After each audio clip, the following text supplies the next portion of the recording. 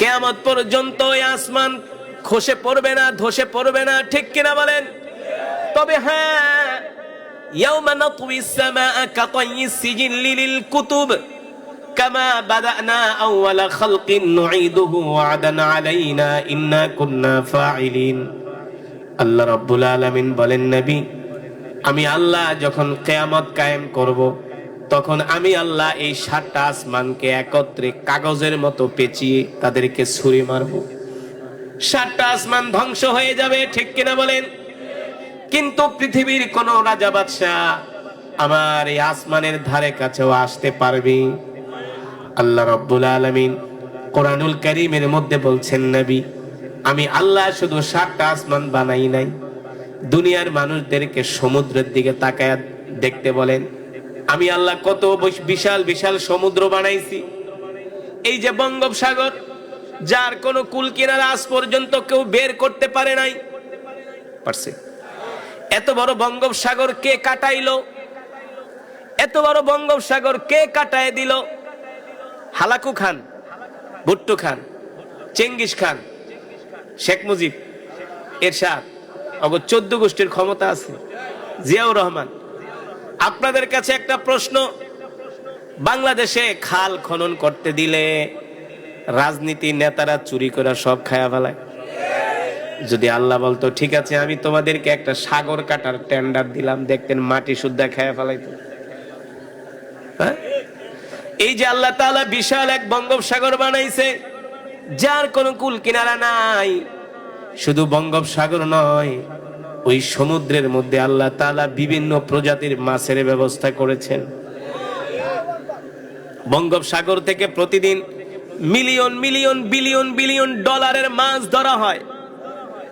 এ জেলেরা, তোমাদেরকে প্রশ্ন করি, এই মাছগুলো কোন সরকার প্রধান ছেড়ে দিছে? কে দিয়েছেন? জোরে বলেন। আল্লাহ তাআলা বলেন, নবী, আমি আল্লাহ শুধু সমুদ্রই বানাই নাই, সমুদ্রের মধ্যে আমার বান্দার জন্য মাছের ব্যবস্থা করেছি। সুবহানাল্লাহ বলবেন না? আরো জোরে বলেন সুবহানাল্লাহ। আরে সমুদ্রের কথা বাদেই দিলাম, আমি আস্তে আস্তে দেখলাম চতুর্পাশে শুধু তরকারির গাছ, বেগুন গাছ, ভেন্ডি গাছ, কত ধরনের শাক সবজি। এই যে মাটির নিচ থেকে শাক সবজিগুলো উঠে, বেগুনগুলো উঠে, ভেন্ডিগুলো ওঠে, আপনি যদি 100 হাত মাটির নিচেও যান, একটা ভেন্ডি খুঁজে পাবেন না।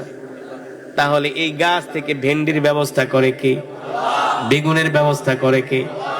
আল্লাহ তাআলা বলেন, নবী, আমি আল্লাহ শুধু দুনিয়ার মানুষদেরকে এত রিজিক দিয়াই শেষ করে দেই নাই।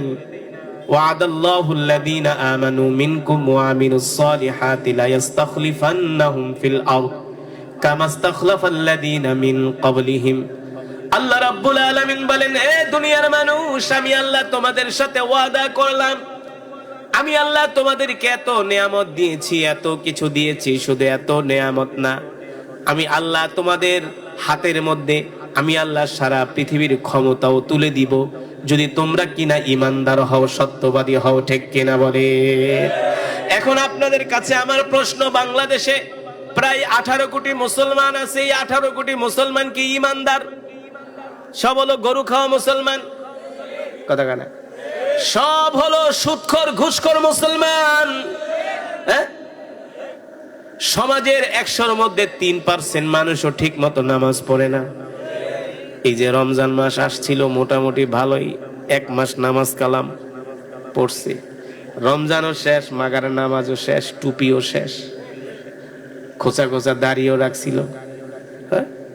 এই সমাজের মধ্যে এমন কিছু মুসলমান আছে, ওরা বছরে 1 মাস নামাজ পড়ে আর রোজা রাখে। অথচ আল্লাহ তাআলা কোরআনুল কারীমের মধ্যে কি বলছেন? ইয়া আইয়ুহাল্লাযীনা আমানু দুখুলু ফিস-সিলমি কাফা ওয়া লা তাত্তাবিউ খুতুওয়াতিশ শাইতান। ঈমানদারেরা, তোমরা ইসলামের মধ্যে পরিপূর্ণভাবে প্রবেশ করো, ইসলামের মধ্যে তোমরা 100% প্রবেশ করো, 100% ইসলাম মানো। অথচ আজকে বাংলার মুসলমানেরা ইসলাম মানে না, কোরআন মানে না, দ্বীন মানে না। আল্লাহ তাআলা বলেন, যদি তোমরা আমার দ্বীন মানো, আমার কোরআন মানো, কোরআন অনুযায়ী যদি তোমরা রাষ্ট্র পরিচালনা করো, কি পরিচালনা? এই কোরআন শুধু খতম পড়ার জন্যই নাজিল হয় নাই, এই কোরআন শুধু তাবিজ দেওয়ার জন্য নাজিল হয় নাই, এই কোরআন শুধু জারফুক করার জন্য নাজিল হয় নাই, এই কোরআন দিয়া শুধু ওয়াজ মাহফিল করবে এই কারণে কোরআন নাজিল হয় নাই। আল্লাহ তাআলা কোরআনুল কারীমের মধ্যে বলছেন, আলা লাহুল খালকু ওয়াল আমর তাবারাকাল্লাহু রাব্বুল আলামিন। আল্লাহ তাআলা বলেন, নবী, আসমান আমার, জমিন আমার, সব কিছু আমার, আর আমার জমিনে আমার কোরআনের আইন চলবে। কিসের আইন? আরো জোরে বলতে হবে, কিসের আইন? ওমান লাম ইয়াহকুম বিমা আনজালাল্লাহু ফাউলাইকা হুমুল কাফিরুন। আল্লাহ তাআলা বলে, যারা আমার কোরআন দিয়ে রাষ্ট্র চালায় না ওরা হলো কাফের, যারা আমার কোরআন দিয়ে রাষ্ট্র পরিচালনা করে না ওরা হলো ফাসিক। ঠিক কিনা বলেন?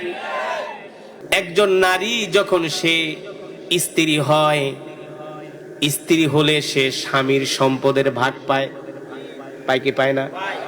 স্বামী মারা গেলে তার সন্তানরা তার ভরণ পোষণের দায়িত্ব নেয়, কথা বলে না, নেয় কি নেয় না? ওই নারী আবার বাবার সম্পদের ভাগও পায়। তার মানে একজন নারী 3 দিক থেকে সম্পদ পায়, স্বামীর ভাগ, সন্তানের ভরণ পোষণ, আবার বাবার বাড়ির ভাগ। আর আমরা পুরুষরা শুধু পাই বাবার সম্পত্তির ভাগ। তাহলে আমাদের থেকে নারীরা এগিয়ে কিনা? যদি বলেন, আর এগিয়ে না থাকলে কি আল্লাহ তাআলা কোরআনে কি এমনি আয়াত নাজিল করছে, লিযযাকারি মিসলু হাযযিল উনসায়াইন? আল্লাহ তাআলার চেয়ে মহাজ্ঞানী পৃথিবীতে আর কেউ হতে পারে না। ঠিক কিনা বলেন? ইন্নাল্লাহা আলিমুন হাকীম। আল্লাহ তাআলা বলেন, আমি হচ্ছি প্রজ্ঞাময়, আমার মতো জ্ঞানী আর পৃথিবীতে কেউ হতে পারে না। ঠিক কিনা বলেন? সেই মহান আল্লাহ তাআলা বিধান করে দিয়েছেন, সম্পদের ভাগ নারীরা পাবে। 2 নারী যতটুকুন পাবে, একজন পুরুষ ততটুকুন পাবে। এমনিতেই অনেক পুরুষরা আছে মহা বিপদে, প্রতিদিন স্ত্রীর হাতে মাইর খায়, হ্যাঁ, ঘরের দরজা লাগায়, স্ত্রী স্বামীরে পিটায়। আমি এই প্রতি রমজানে একটা মসজিদে কিয়ামুল লাইল পড়াই, প্রতি রমজানে, আজকে প্রায় 15 বছর, ঢাকার মতিঝিলে। কোথায়? সেই নামাজটা শুরু হয় রাত 1:30টায়, কয়টায় শেষ হয়ে যায় 3:30টায়। তো প্রায় 4-5 হাজার মুসল্লি হয় মসজিদে, আজকে 15 বছর ধরে।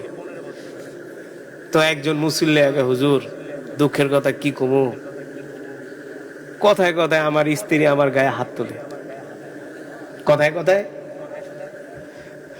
এখন আমি আর তারে কি সান্ত্বনা দিব?